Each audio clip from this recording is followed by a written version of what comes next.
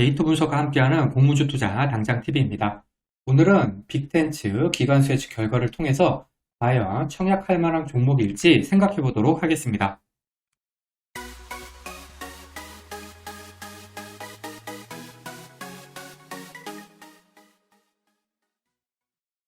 회사 소개 요약입니다. 빅텐츠는 발리에서 생긴 일이나 쩐의 전쟁, 대물 같은 드라마를 제작한 드라마 제작 전문 기업입니다. 가장 최근 작품은 KBS 주말 드라마 진짜가 나타났는데요. 요거는 매화 20%가 넘는 시청률을 기록하고 있습니다. 회사는 지난 20여 년간의 드라마 제작 경험이나 자체 보유한 지식 재산권을 기반으로 해서 세계 각국으로부터 콘텐츠 판권하고 음악, 광고 수익을 창출하고 있고요. 지난해 매출액을 322억 달성을 하면서 21년 대비해서 52%나 성장을 했습니다. 그리고 영업이익도 흑자 전환에 성공을 했다고 합니다. 청약일은 8월 7일에서 8일 양일이고요. 환불일은 8월 10일로 환불일까지 2일이 걸립니다. 빅텐츠 환불금으로는 넥스틸하고 스마트 레이더 시스템 청약이 가능합니다. 일반 청약자 대상 주식수는 11만 7,050주로 금액으로는 약 27억입니다. 그 중에 절반은 균등, 절반은 비리 배정됩니다. 청약 증권사는 NH투자증권 단독이고요. 청약 한도인 3,900주까지 청약하기 위해서는 청약 증거금이 4,485만 원이 필요합니다. 이 청약 한도는 일반 등급 기준입니다. 청약 한도가 조금 작은 편이죠. NH투자증권의 청약 수수료는 2,000원이 있고요. 청약을 하기 위해서는 청약 개시일 전일까지는 계좌를 개설하셔야겠습니다. 여기 NH투자증권 청약 단위표를 경로해 두었으니까 참고하시고요. 최소 청약은 10주 되겠습니다. 빅텐츠의 공모가는 공모가 밴드 상단인 23,000원으로 결정이 되었습니다. 기관 수혜 측에서 밴드 상단이자 확정 공모가인 23,000원 이상을 청약한 수량이 가격 미시지를 포함을 해서 99.3%로 거의 100%입니다. 거래 실적이 있는 해외 기관 투자자들은 모두 밴드 상단 쪽으로 청약을 했습니다. 다만 청약 건수가 9건, 그다음에 청약 수량도 전체 수량 대비해서 많이 적은 편입니다. 기관 경쟁률은 731.17대 1로 낮게 나왔습니다. 그런데 기관 경쟁률 같은 경우에 한 가지 변수가 있는데요. 바로 빅텐츠가 기관 수혜 측에서 허수 청약 방지 제도라는 것이 적용된 1호 기업이라는 것입니다. 예전에는 기관들이 가진 돈에 상관없이 마구마구 청약을 할 수 있었는데 이제부터는 주관사가 기관들이 이 주금을 납입할 능력이 있는지를 확인한 다음에 공모주를 배정을 하도록 되어 있습니다. 그래서 아무래도 기관 경쟁률은 예전에 비해서는 낮아질 가능성이 높습니다. 즉, 이전 기관 경쟁률 데이터로 단순 비교하기에는 다소 무리가 있겠습니다.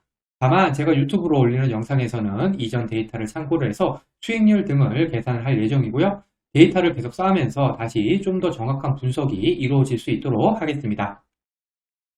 의무부의 확약 비율은 4.20%로 매우 낮습니다.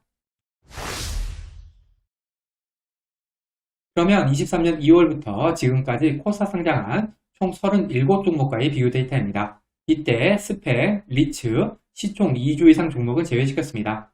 빅텐츠의 기존 주주 유통하는 물량은 154억으로 전체 17이고요. 유통하는 물량 비율은 21.27%로 전체 26입니다. 금액은 평균보다 적지만 비율은 평균보다 높은 편이네요. 따라서 금액은 좋은 편이고요. 비율은 약간 나쁜 편입니다.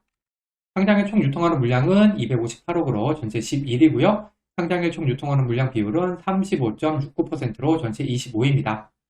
유통하는 물량 금액 평균보다 작고요. 비율은 평균보다 약간 높습니다. 따라서 상장일 총 유통하는 물량 역시 금액은 좋은 편이고 비율은 약간 나쁜 편입니다.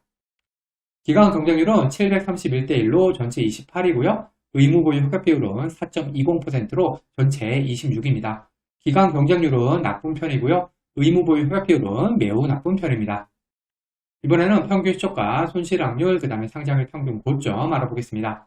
기존 주주 유통하는 물량이 100억에서 200억 사이였던 종목은 13종목이 있었고요.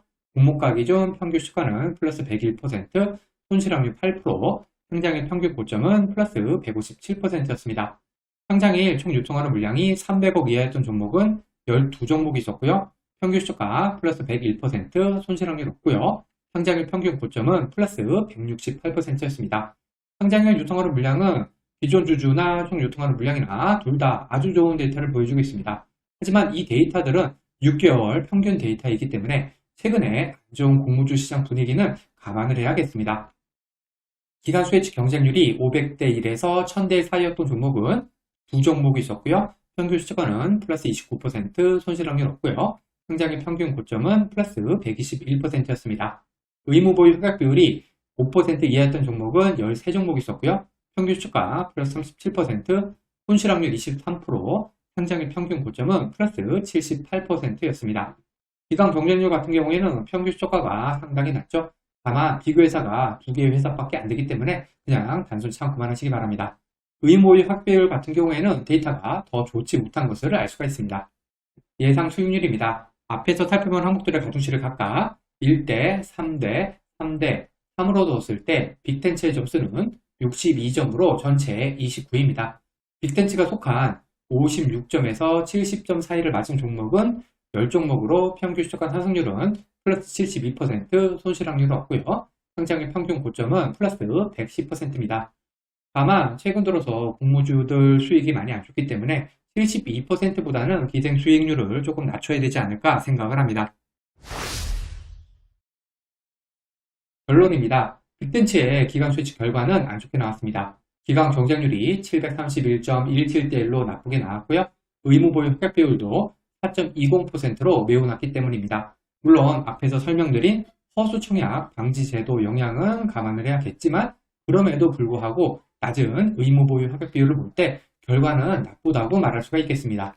그리고 한 가지 더 확인할 사항이 있는데요. 바로 빅텐츠는 코넥스 시장 이전 상장이라는 것입니다.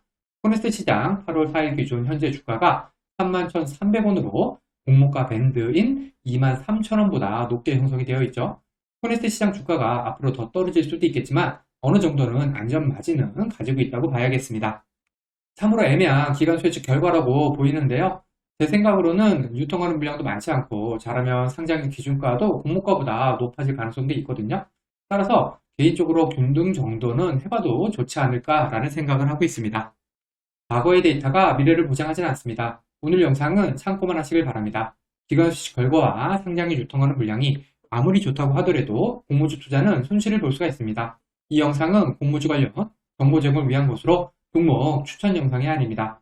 수익 없는 투자를 위해서는 반드시 공부하신 후 스스로 투자 여부를 결정하셔야 합니다.